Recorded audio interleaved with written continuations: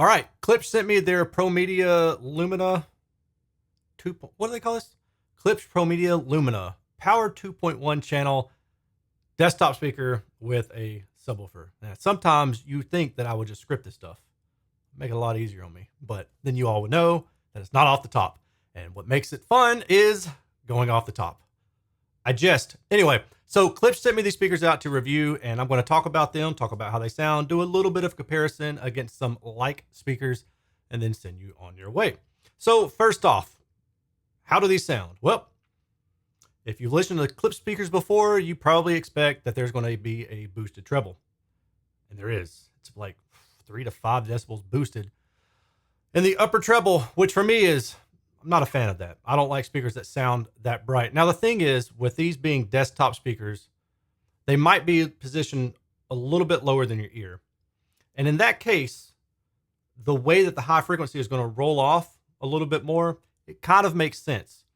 However, these speakers do have the ability to adjust them. So you can aim them up toward you if you don't have the means to set them at ear level. That is with the speaker pointed directly at you. So first of all, my number one recommendation with these speakers is to not point them directly at you. Instead, point them away from you off axis. And typically, I would say about 20 to 30 degrees for these speakers is going to make the most sense. So instead of having them pointed this way, toe them out, point them past your shoulders on each side. That's going to balance out the top end and make it not sound so bright. Now, some of you may like a brighter top end, and you may call it higher resolution or more detailed. That's where that is going to come into play, okay? The cool thing about this speaker is that it comes with a powered subwoofer, and I dig that. It's got a little 6.5-inch drive unit, ported enclosure. You can set it pretty much anywhere within reason. There's extended cables from the powered enclosure to the individual speakers themselves. So it has to be within a few feet, but that's going to be adequate for most desktop scenarios. With this, your subwoofer is going to get down to about 40 to 50 hertz, and it's going to get further down low than most of the other speakers in this price range and its size class. Now, there's a lot of other features about this speaker that I really dig, and honestly, I think one of the things that you're trading off here in terms of price versus performance is you're getting a lot of app controls, and frankly, you're getting some cool stuff with the lighting.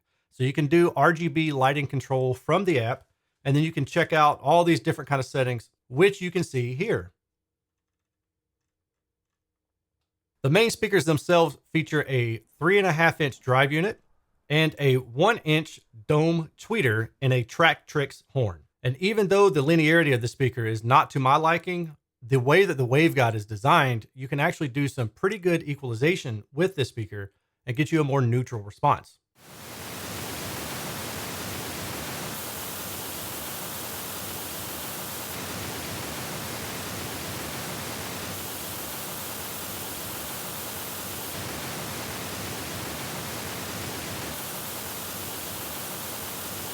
This is what I measured, okay? Now this is with the microphone pointed directly at the tweeter. If you were to toe this out, I'm going to show you that result in a second.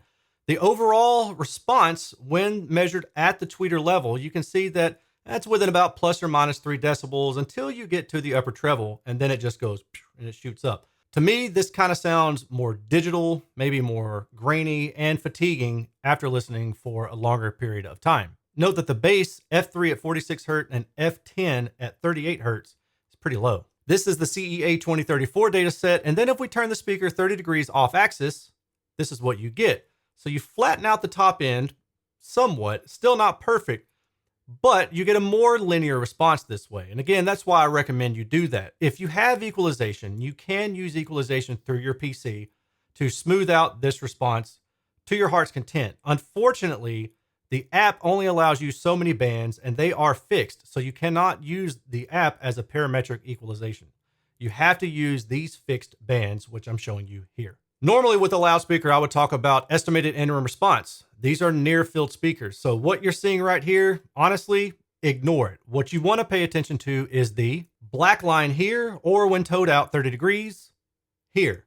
That's the on-axis response. That's going to be more reflective of what you're going to hear when the speakers are set up. Here is the burst decay, and we can see some longer trailing decay in the higher frequency. This is the horizontal contour plot. It gives us an idea of the radiation width of the speaker. In terms of vertical orientation, you really do need to aim these speakers to where that tweeter is pointed at your ear. In terms of distortion, 86 decibels, this honestly looks pretty good. Now there's something going on here, just below 2K, could be a cone breakup. Frankly, I'm not really sure without digging into this a little bit deeper, and I just don't have the means to do that. Now, if we go to 96 decibels, of course, the distortion creeps up, but to me, I think this is still pretty good given the overall size of the speaker. Then if we look at multi-tone distortion, which to me is way more important than standard harmonic distortion, this gives us an idea of the actual distortion that we're going to run into. So this green line normally will represent 96 decibels, but because this speaker has a limiter built into it, in this testing, the actual SPL for this green is 88 decibels. That said, the speaker's distortion level, while above my personal 3% distortion threshold, is reasonable given, again, its size. Now, how do I know how much compression the speaker has? Well, this graphic shows me. Now, 96 decibels is way up here. So what I do is look at it from this angle. Instead of -6 here to +6, I'm going 0 to 12. So you can see on average, it's about 8 decibels through the mid-range. You've got a peak up here, and then a little bit less compression in the higher frequency. Now, you may be wondering what this peak is. Again, that's not something I know without doing further digging, and I just don't have the capability to do that with the speaker because I don't own it. My guess, and this is just a pure guess, is that this is the crossover region between the subwoofer module and the satellite speaker. That's why there's higher compression as you get to higher output levels for that 3-inch, and then significantly less compression as you hand the bass off to that bass module. Transient compression overall, this is kind of in line with what I expect. But to give you an idea of the actual performance of this speaker when not in a vacuum by itself, but compared to other speakers in a similar price range and category, let's look at some comparisons. We're going to look at the Klipsch, the Edifier MR5, and the Adam Audio D3V. Now note that the last two do not have a separate subwoofer module. Starting with the Klipsch, here's your CEA 2034 data set. And then if we go to the Edifier MR5, you notice that it has a more neutral response overall. It's got a little kick up in the bass region, and it's got some kick up in the higher frequency, but not quite like the Klipsch does, where the Klipsch is about +5 decibels or so over the mean SPL. And then when we look at the Adam Audio D3V, we see that the Adam is much more neutral. And that's by design. The Adam is intended to be a studio grade monitoring speaker. And real quick, I want to compare the dynamic transient capability in terms of compression. So we're going to look at the Klipsch first, and we see what we saw a minute ago, right? 86 decibels in red. There's some compression going on down around 150 hertz or so. And in the mid band and the higher frequency, you're losing maybe like a quarter of a decibel or so. Now, if you go to the Edifier, it doesn't have that significant compression, but as you raise the volume up to higher output levels, it's much more nonlinear overall than the Klipsch, where the Klipsch just has higher compression in this mid-bass region between about 100 to 200 hertz. So that's kind of interesting.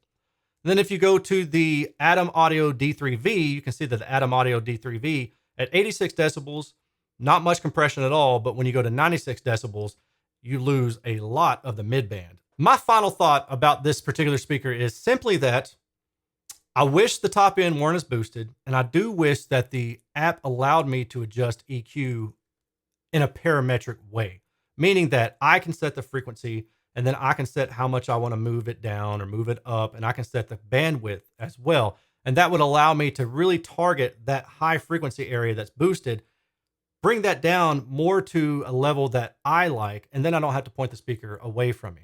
Now, there's all sorts of caveats with pointing the speaker away from you versus aiming it at you. One is definitely the frequency response and the neutrality. We've already talked about that. When you have a speaker that is more narrow in radiation, which the Klipsch is compared to the other two, then pointing it directly at you can sound like it doesn't have as wide a soundstage. So when you take that speaker and you point it away from you, it spreads out the soundstage more, but it does come at a cost of focus of the images within the soundstage. But since you're near field, that's not as big of a difference. Now, for what it's worth, all of this testing and all of my listening was done in music mode.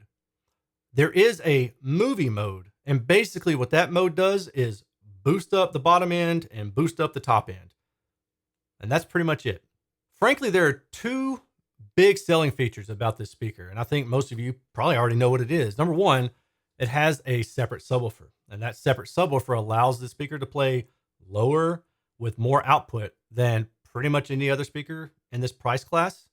The other thing is that it has all sorts of options for color and design, and I just honestly, I think that's wicked cool. Wicked cool. So for those of you who know you want some kind of aesthetic to your speaker, that's going to be a big feature for you to consider. So with all of that said, that's my review of the speaker. I do want to thank Klipsch for sending it out to me on loan, and they did not pay me. I was not given anything for free to do this review. I'm going to send them right back as soon as I'm done with this review. If you would like to support what I'm doing here, you can do so one of two main ways. Number one, you can join me at patreon.com/Aaron's Audio Corner. You get behind the scenes information, early sneak videos, and just get to hear me ramble about different stuff from time to time. The other option is that you can use any of my generic affiliate links in the description section below, and those go to Amazon or Crutchfield or Best Buy or Target or Audio Advice. There's a ton of them. And it really doesn't matter what you buy at all through those links. As soon as you click that link, it's going to open up cookies, and anything that you buy will earn me a small percentage at no additional cost to you.